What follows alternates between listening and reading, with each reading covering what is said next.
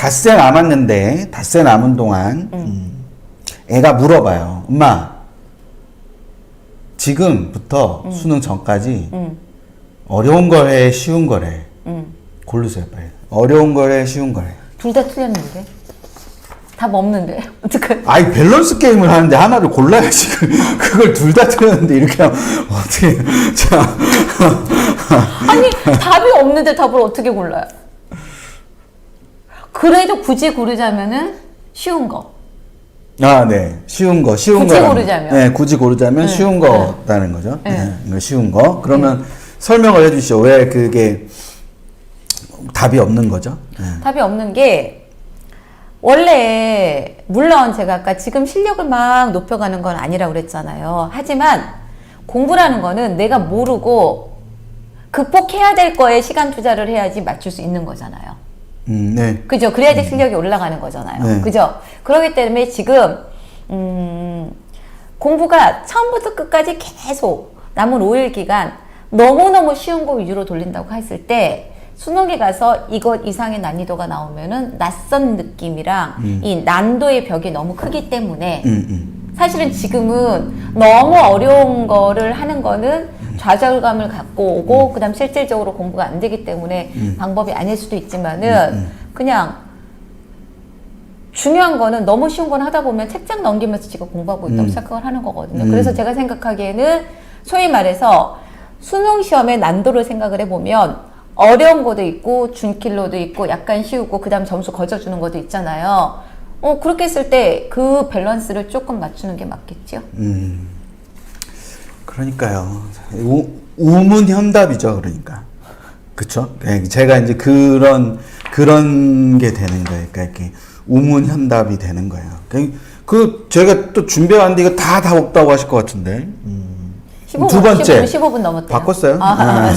두 번째. 아니, 잠깐, 어머니들. 제가 지금 정신이 없어가지고 이해 가셨죠? 무슨 말인지. 그래서 지금은 너무 어려운 거. 물론 성적대에 따라 틀릴 수 있는데 성적이 되게 높은 애가 지금까지 못 맞춘 문제가 있다면은 실력적인 측면으로 더 플러스 알파를 해서 수능 가서 맞출 확률은 없어요. 그래서 안 하는 거예요, 그거를.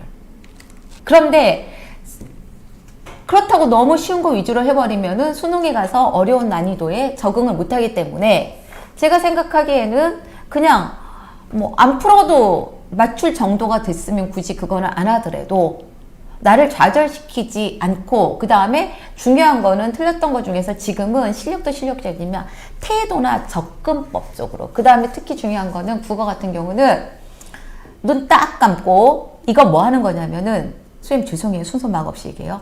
8시 10분에 감독관들 들어온다고 그랬잖아요. 그러면 시험 시작 때까지 책 못 본단 말이에요.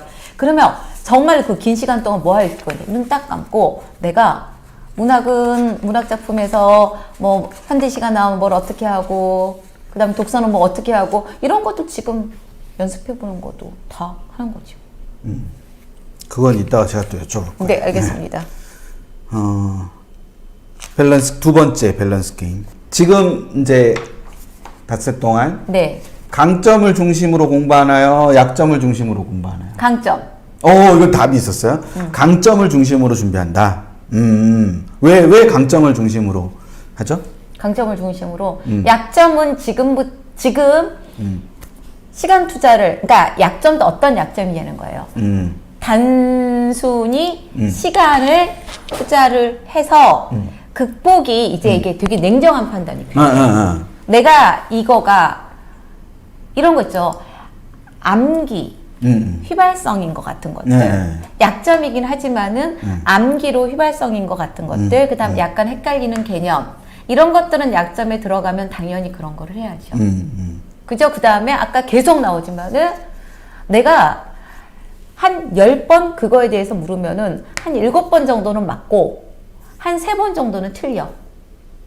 근데 이런 것들은 실력적인 측면이지만 뭔가를 하나를 그러니까 늘 놓친다거나 늘 챙겨야 될 걸 안 챙기거나 소위 말해서 접근법의 문제가 될 수도 있는 거거든요. 그래서 이거는 사실은 강점 약점하고 하면은 이것도 약점에 가깝긴 하지만은 냉정하게 그쵸. 이게 해결이 될 건가 안 될 건가 핵심이라는 거죠. 오케이. 그러니까 이게 약점이라는 거는 어떤 의미에서는 짧은 시간에 해결하기 좀 어려운 거잖아요. 근데 이게 강점이라고 생각하지만 뭔가 조금 결함이 있는. 문제는 애들이 강점이라고 생각하는 게 100% 정도 채워서 100% 정도를 채워서 한 10번 정도 시험 봐서 8번 정도 맞잖아요. 그럼 애들은 그걸 자신의 완벽한 강점이라고 생각하는 태도가 좀 있는 것 같아요. 80% 정도 물론 높은 수치긴 하지만 근데 수능은 여태까지 재수생은 고3 때보다는 시험을 한 번 더 쳤다고 하지만은 좀 여유는 생기지만 재수기 때문에 막다른 길이라서 잘 쳐야 된다는 강박감이 굉장히 강하거든요. 그래서 재수생, 삼수생도 다 떨리고 현역은 그동안 경험해보지 못한 어떤 되게 압박감을 느끼기 때문에 초긴장 상태나 낯선 환경에서는 내가 아는 것도 자연스럽게 안 나올 가능성이 더 커요. 그럼 제가 아까 강점에다가 손을 들었던 가장 큰 이유는 뭐냐면 늘 얘기하지만 100%를 깐닥깐닥 채워갖고 가서는 맞출 확률 50%, 틀릴 확률 50%예요. 그렇기 때문에 그 100%를 갖다가 조금만 더 하면 120%, 130%가 되는 애들 있잖아요. 이미 100%를 넘긴 것도 있을 거고 그런 것들을 좀 한번 이 시기에 챙겨갖고 가는 거가 되게 필요하다는 생각이고 약점이라는 거는 똑같은 말이지만 딱 봐서 이번 생은 안 될 것 같아. 과감하게 안 나올 거야 생각하고 기분 좋게 포기. 하지만 쬐끔 예를 들어서 뭐 생명 한도 문제를 사탐 한도 문제를 하루 정도 투자해가지고 6, 7시간 투자해서 그게 극복이 될 수 있겠다면 저는 그거는 해갖고 가는 게 맞다라고 생각하고 그렇죠. 네. 하루 투자해서 네. 극복 가능하면 네, 그런데 그냥 충분히 해야 되겠죠. 심리적인 내가 이것도 했어 라는 그 정도의 안도감만 가지고 말 것들 그거는 정말로 지금은 의미 없어요.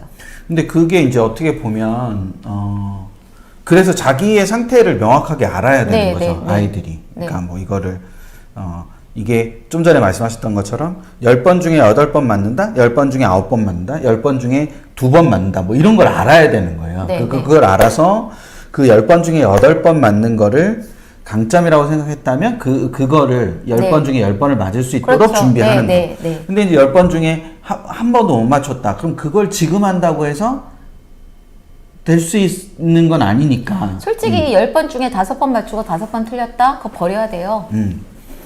진짜로. 그러니까 10번 중에 8번 맞췄어. 2번 틀렸어. 그거 붙잡아야 되는 거겠죠. 그러니까 애들은 그 상황에서 내가 10번 중에 8번 맞춘 거는 당연히 수능 가서 맞출 거고 네.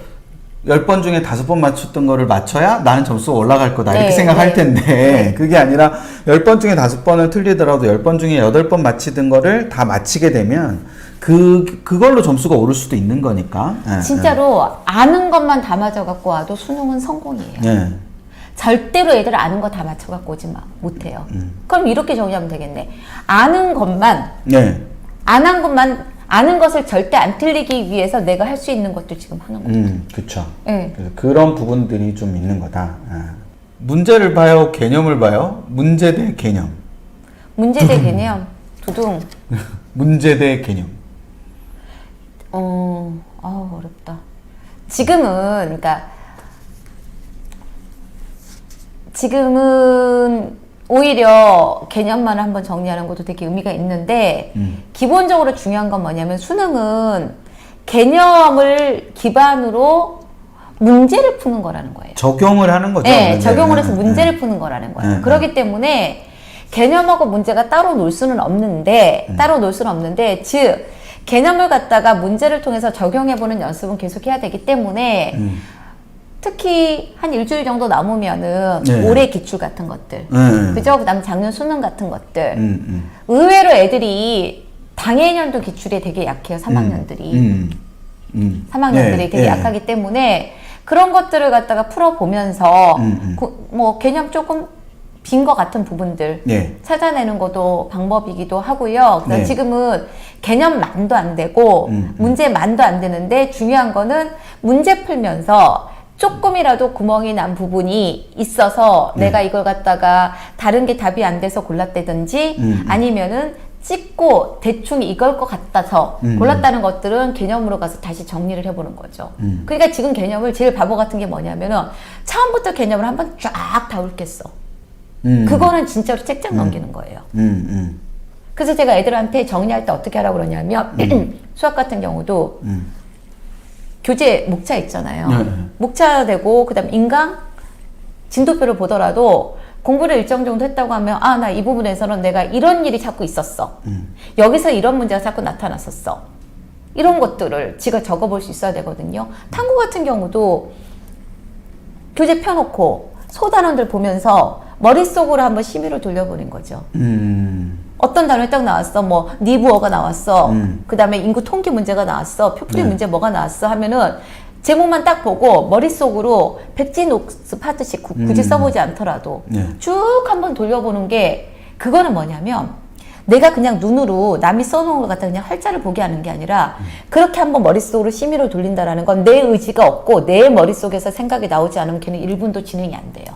남이 써놓은 걸 보고 그냥 넘어가는 것보다. 네. 그러다가 약간 건너뛰는 듯한 느낌이 있으면은 책을 보고 이런 것도 저는 나쁘지 않을 것 같아요.